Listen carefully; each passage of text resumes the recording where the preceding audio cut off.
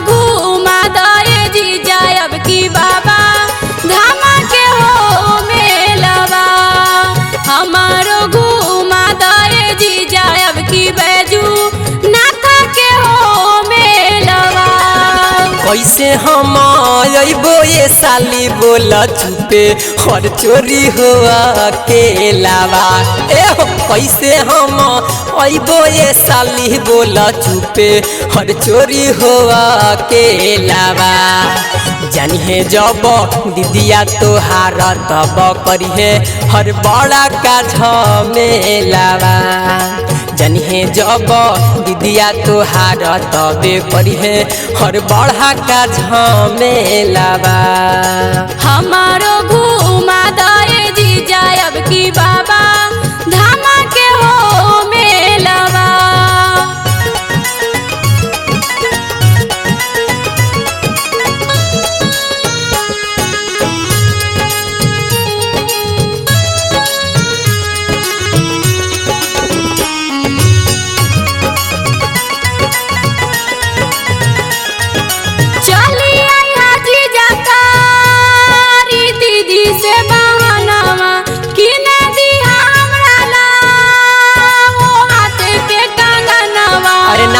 घनश्याम बाबा यही जे बड़े बुझ परेशानी साली दुलारी दीदिया से तोहर हो डर लगे भारी। जीजा जाई केकरा संगे हो मेलवा। जीजा जाई केकरा संगे हो मेलवा। हमारो घूमा दे जीजा अब की बाबा धामा के हो मेलवा। हमारो घूमा दे जीजा अब की बैजू नाथा के हो मेलवा। जानिए जब दीदिया तोहार साली करिए और बड़ा का झमेलावा।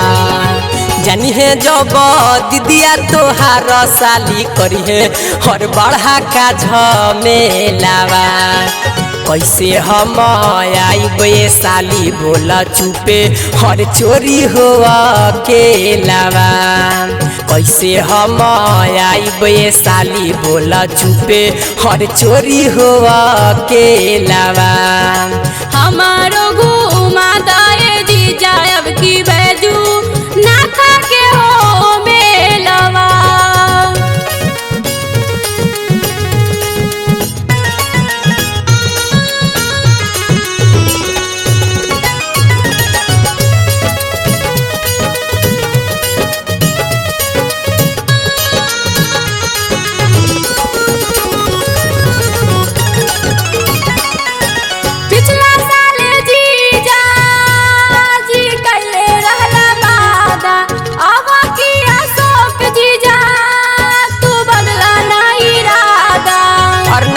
ऐसन बात नहीं के ऐसन बात नहीं खे हो याद रहे बतिया।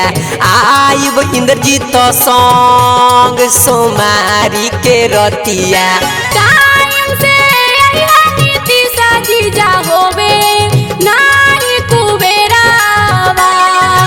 टाइम से इंद्रजीत जीजा होवे नाही कुबेरावा। हमारो घूमा दे जीजा अब की बाबा धामा के हो मेलवा। हमारो घूमा दे जीजा अब की बैजू नाथा के मेलवा। जानिए जब दीदिया तोहार साली करिए और बड़ा का झमेलावा। जानिए जब दीदिया तोहार साली करिए और बड़ा का झमेलावा। कैसे हम आइब ये साली बोला चुपे और चोरी हुआ के लावा। हमारो घूमा दे जीजा अब की बाबा धामा के हो मेलवा। कैसे हम आइब ये साली बोला चुपे और चोरी हुआ के लावा।